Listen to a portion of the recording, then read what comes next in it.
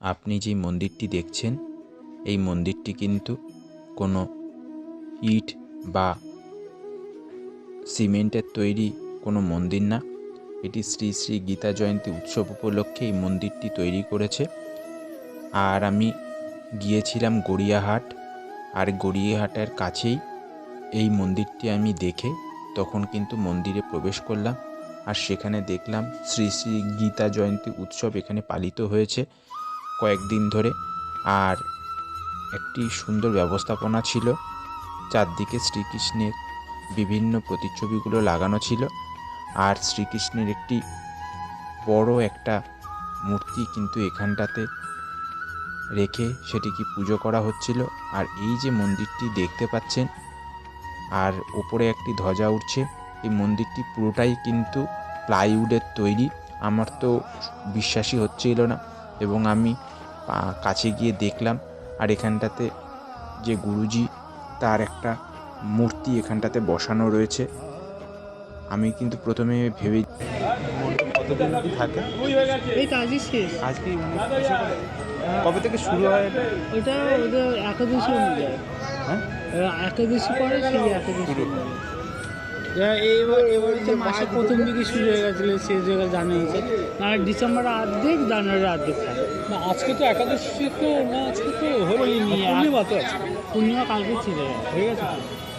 একাদশীতেই থাকে। এবার পূর্ণিমা ছিল 4 দিন বেশি ছিল।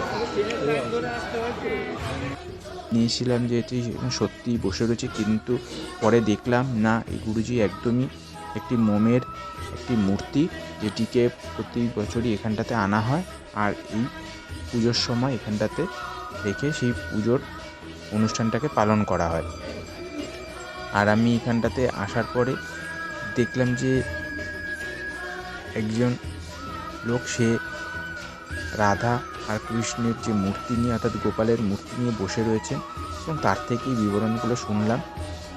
আর শ্রীকৃষ্ণের একটি প্রায় 20 ফুট উচ্চতার একটি মূর্তি কিন্তু এখানটাতে রয়েছে, প্রচুর বড় একটি মূর্তি। এবং সেদিনকে কিন্তু লাস্ট এখানকার পুজোর দিন ছিল। আর আমি আর ভাগ্যক্রমে সেই দিনকে আমি সকালে গিয়েছিলাম। এটি ছিল রোববার সকালবেলায় আমি গিয়েছিলাম। আর এত সুন্দর লাগছিল সকালবেলার পরিবেশটা যে আমি বেশ কিছুক্ষণ এখানটাতে সময় কাটালাম। আর আমি তার ভিডিও করলাম, আপনাদের কাছে সেই ভিডিওটাই আমি তুলে ধরেছি। দেখুন কত সুন্দর একটা পরিবেশ সকালবেলা। এটি হচ্ছে গড়িয়াহাটে, একদম বাসন্তী দেবী কলেজ থেকে সামান্য একটুখানি দূরেই কিন্তু এই মাঠের প্রাঙ্গণে কিন্তু এটি হয়েছিল।